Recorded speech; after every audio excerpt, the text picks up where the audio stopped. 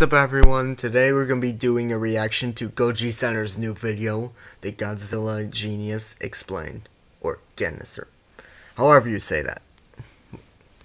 I don't really have much to say right now, so let's dive right into it. This skeleton you see right here has brought up many questions since it first appeared in the film Godzilla vs. Kong. And something else that captured everyone's attention was this creature. Yeah, now, what if we told you that both of these had something in common? That they were all part of the Godzilla genus. Genius, yeah. That's in the how you say it. Monsterverse, we have been introduced to a few different Godzilla incarnations, relatives, and evolutionary offshoots. Let's begin with number one, the Phytodons. These were originally referred to as scaly quadrupeds by the CG artists, and were created to resemble Godzilla in some forms. How? During their creation, Adam Wingard suggested that these should have the scaly properties and some facial features of the Godzilla species. These artists went as far as giving these guys a spiky back. These small spikes resemble Godzilla's dorsal plates and could have been used as a warning signal to other species, or in some cases, monarch aircraft that get too close. In the official art book, we read that these guys are basically, and we quote, offshoots of the evolutionary branch that gave birth to the Godzilla species. That's right, folks. By definition, these guys could have been distant cousins or perhaps ancestors of the Gojira specimens we know today. Wow. How big were these? By comparing the rock critters to humans, and then comparing these height proportions to this particular creature, and to Kong, it's possible that these guys could grow to a whopping 90 to 100 feet in height. Although these guys don't initially look that big, we can expect these giant lizards to be capable of mass destruction. Oh, hell yeah. Since they share similar corporal features as some of the larger lizards known today, we can assume that these were apt swimmers, capable of swimming at fast speeds, similar to our next kaiju, Godzilla. We're going to go over to two members of the Godzillas that we know of. The G-Man and this guy, Dagon, or sometimes referred to as 5146 Adam. Let's start with Dagon. Many people believe that Dagon was Godzilla's ancestor, but he really wouldn't be Godzilla's ancestor if he was around while Godzilla was alive. Let us explain. We know the G-Man was around for millions of years, but since the existence of Dagon was recorded in Phoenician records, it's clear that both of these were at some point alive at the same time. Phoenician civilization dates as far back as 1500 BC, which is only around a mere 3,500 years ago, meaning that there could have been many Godzilla specimens roaming around at some point. We will get to what happened to them later. From the descriptions we have seen from these Phoenician tablets, Dagon was probably not as large as the G-Man we know today. Note that his dorsal plates were just as similar as the G-Man's back in 2014. His posture was a bit more hunched and was greener in appearance, certainly not as built as the 2019 incarnation of Godzilla. This suggests that this was perhaps a younger Godzilla specimen. It's possible that younger specimens had a much more difficult time growing up than the more mature Gojiras. Remember that these had some dangerous opponents going around, especially these guys, Mutos. A pair of these could have easily brought down a younger Godzilla, but this pair is not as dangerous as a Muto Prime. All sorts of weapons to bring down a Godzilla specimen.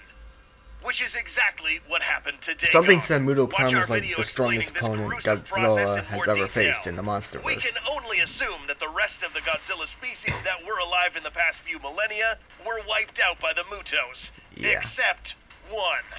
Now let's talk about the modern G-Man, who has seen tremendous amounts of bodily change within a span of 5 years.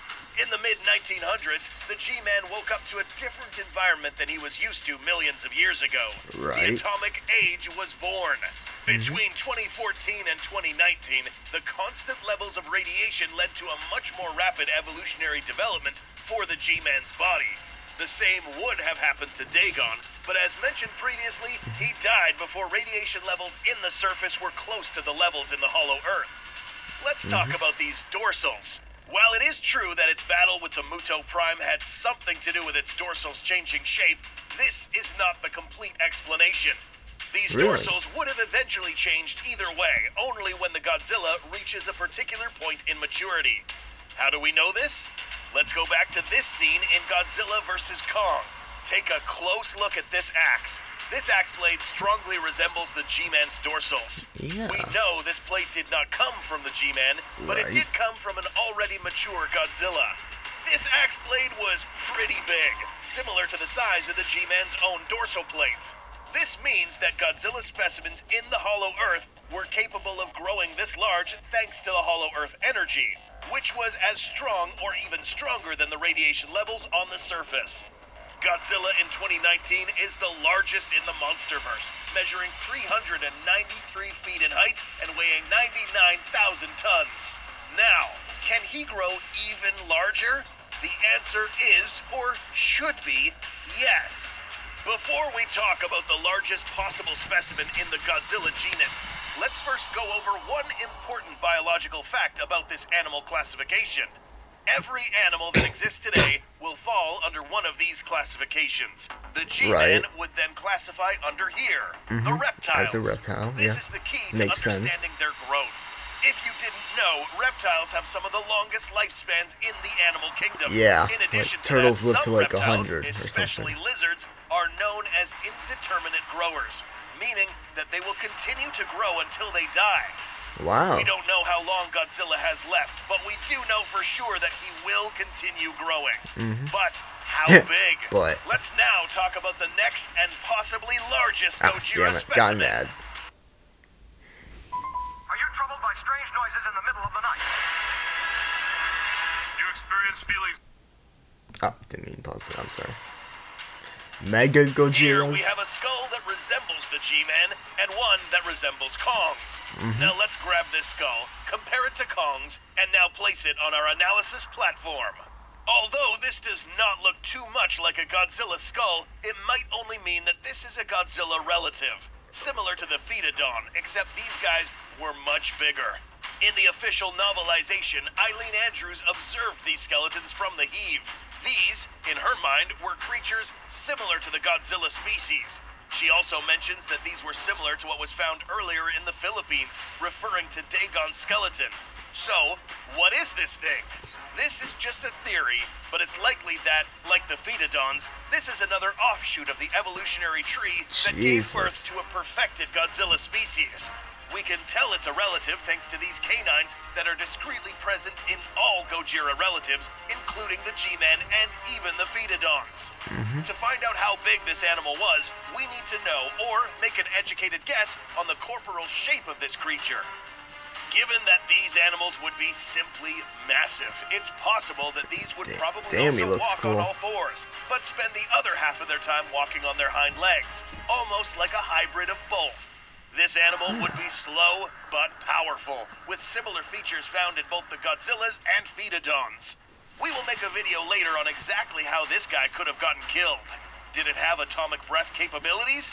Probably Most not. likely. An animal this What? large with atomic ray abilities would completely destroy this place in seconds. But it makes didn't, sense. probably because it couldn't.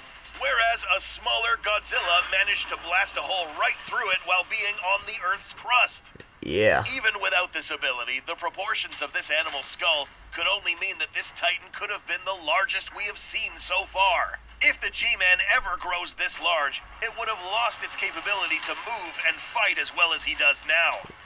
That said, makes the sense. Godzilla species is the product of a refined evolutionary process, producing a Titan with the perfect size, weight, and abilities that make it the most powerful Titan in the Monsterverse. In review, we learned that the Pheatodons, Godzilla, and these large unnamed species are all in the same family.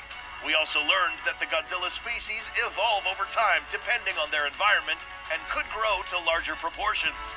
And finally, because there are different offshoots of this genus, it is more than likely that there are even more ancient Godzilla relatives that fill these gaps.